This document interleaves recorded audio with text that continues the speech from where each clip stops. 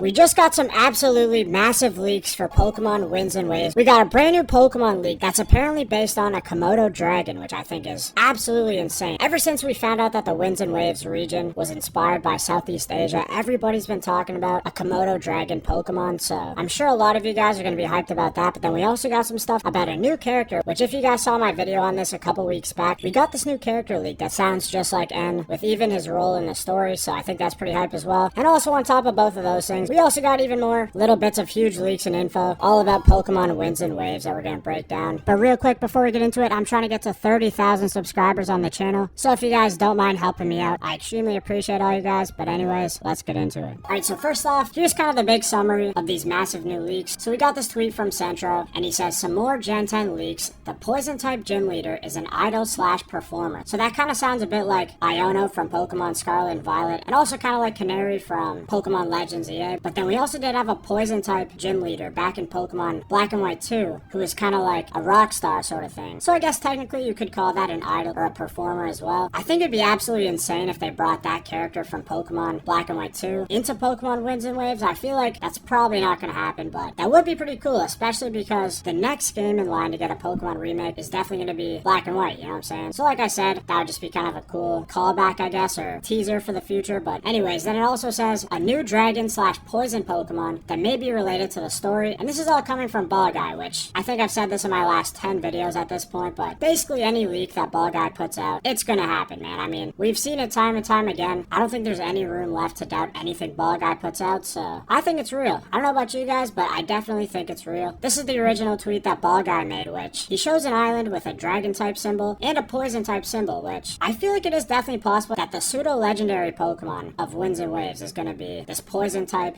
Komodo dragon. I know we had a lot of people hoping that we'd see a dragon bug type pseudo-legendary, including myself, but I mean, a dragon poison type would be pretty cool as well. I think that's definitely a super underrated type combo. I was a big fan of Dragalge, so I feel like I would definitely take another Pokemon with that type pairing as this game's pseudo-legendary. But either way, I still hope that we see some kind of a bug dragon type Pokemon in this game. But anyway, that's besides the point. This is also where Ball Guy says, you may like the poison leader though, who is an idol/performer. So I think, like I said, that does kind of sound like the gym leader from Pokemon Black and White 2, but either way, I'm excited to see whether this is going to be a new gym leader or if it's going to be the old gym leader from Black and White 2. And then here's the lead character that I talked about, where the teaser that we got is that this guy's meant to be similar to N, the way he looks, possibly also his role in the story. So here we got Ball Guy giving us some more info on that character. He says, depiction of N from a few weeks ago is representative of the champion of the region. So it sounds like this guy's going to be the Pokemon champion, which I think there's actually a lot of potential for that to be really cool, especially with the other stuff that he says here. So it says appearance in-game is quite different from a younger version attempting to be showcased. He says this guy has longer hair to shoulders, goatee, as well as a coat, and he's going to be heavily connected to lore between both legendary Pokemon. So I'm sure you guys see it as well, but obviously that sounds very similar to N. N was of course really involved with the story and lore of Zekrom and Reshiram, so I think we can definitely expect this character to be involved with both of the box legendaries that are going to be for Winds and Waves. We've also got Moot, who was the original source of that character, and he says, new Windy Waves riddle, OMG, check it out, which this time he's got N's face, but this time the hair is blue, so I wonder if this character is meant to have black hair or if it's going to be blue like this. I know that's not really an important detail, but it just kind of helps us visualize what this character is going to look like. But this clue that he's giving us on the right here I think is very interesting, because I don't know about you guys, but I kind of immediately connected this to another character that we had leaked before in a beta screenshot of Pokemon Winds and Waves. So if you guys don't remember, I covered this picture where it was of a Blastoise, but in this leaked image for some reason they redacted, or I guess like AI generated a character that was here out of the background, and this right here was actually the silhouette of that character. And it seems like, you know, he's wearing a hat, he's got this big coat, which Ball Guy says he does have a coat, so I feel like maybe that character is actually this guy that's being hinted at us. And I actually did make a prediction saying that I thought that character would end up being the champion, so hey, that'd be kind of sick if I got that right. But yeah, either way, I feel like there's a very good chance that this guy right here is the character that they're talking about, and not to mention, it definitely would match up with this kind of silhouette that he posted here as well. But I'm gonna be honest with you guys, I have absolutely no idea what this riddle could be trying to say. Like, the thing that my brain is kind of jumping to is that maybe there's some kind of time travel that's going to be involved in this game with the legendary Pokemon. Like, I don't know, to me this picture definitely just kind of has that vibe to it. I know even back with Legends EA, we always kind of make the assumption that there's going to be some kind of time travel in the game. I don't know why that's kind of a community favorite thing to theorize, but yeah, like I said, that's all I can kind of come up with here. So let me know what you you guys think it's going to be down below. I feel like you guys are always good at coming up with these theories. And if you guys do come up with a pretty elaborate theory, if you're not in the Discord already, make sure you guys do join up the Discord. We got a bunch of people in there who like talking about Pokemon. So if you're not already in there, make sure you guys join up. And me and the other PokeTuber, Fundoris, are also doing a giveaway in our Discord for a copy of Pokemon Winds and Waves once the game releases. So, hey, it's another cool reason for you guys to join. But my last theory about this guy is that we just got the One Piece crossover, man. When I first saw this character, all I could think of was Joy Boy. So,